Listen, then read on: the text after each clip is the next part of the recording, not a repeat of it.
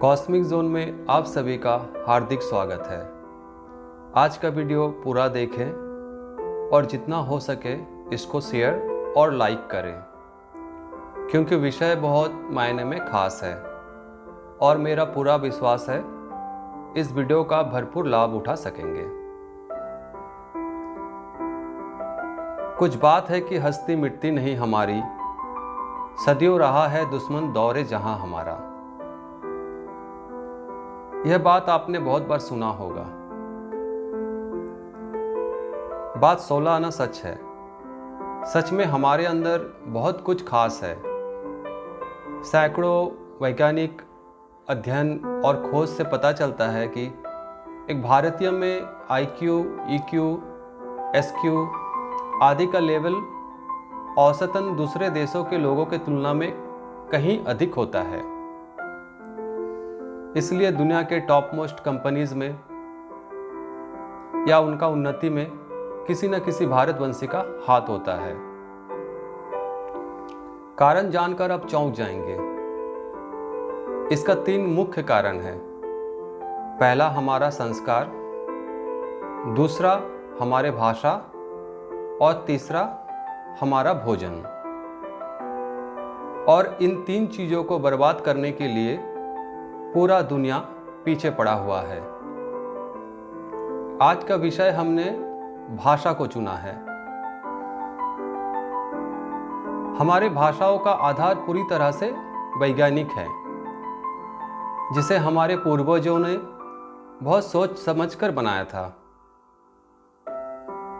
इनमें से संस्कृत भाषा सबसे अधिक लाभकारी और कल्याणकारी है। संस्कृत और हमारे मातृभाषा हमारे मन मस्तिष्क में एक अलग सा असर डालता है, जो कि इतना चमत्कारी कि आप सोच भी नहीं सकते। औसतन एक भारतीय कम से कम 2-3 भाषा में जरूर ज्ञान रखता है, और यह चीज उसका मानसिक स्तर को बहुत ऊंचा करता है, साथ में दूसरे लोगों से उसे खास बनाता है।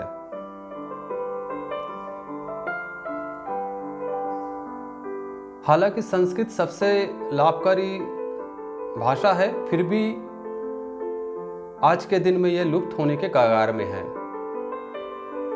वहीं मातृभाषा भी धीरे धीरे दम तोड़ रहे हैं।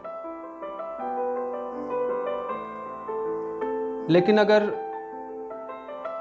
हम इसका महत्व को समझे तो उसे फिर से पुनरुद्धार कर सकते हैं। मान लीजिए आप अगर व्यंजन वर्ण की त वर्ग का उच्चारण करते हैं तो आपका जीव ऊपर के जबड़े का सामने के 2 दांतों से लगता है। इसी तरह हर वर्ण का जीव का स्थिति अलग अलग होता है,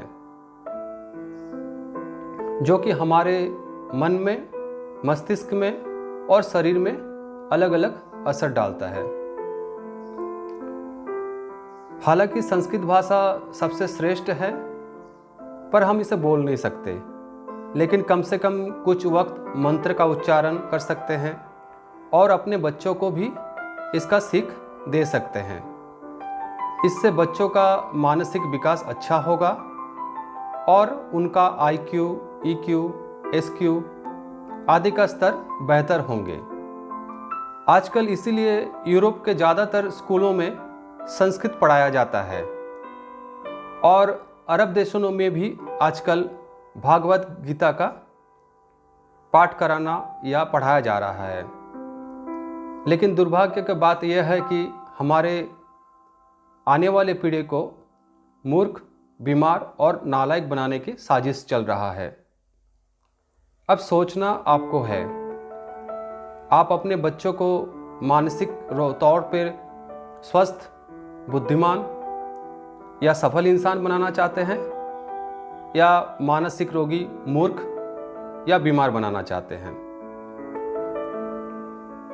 चुनाव आपको करना है। आज के लिए बस इतना ही। सर्वे भवन्तु सुखिनः, सर्वे सन्तु निरामया। सर्वे भद्राणि पश्यन्तु माँ कश्चित् दुःख भाग भवेत्। ओम शांति शांति शांति।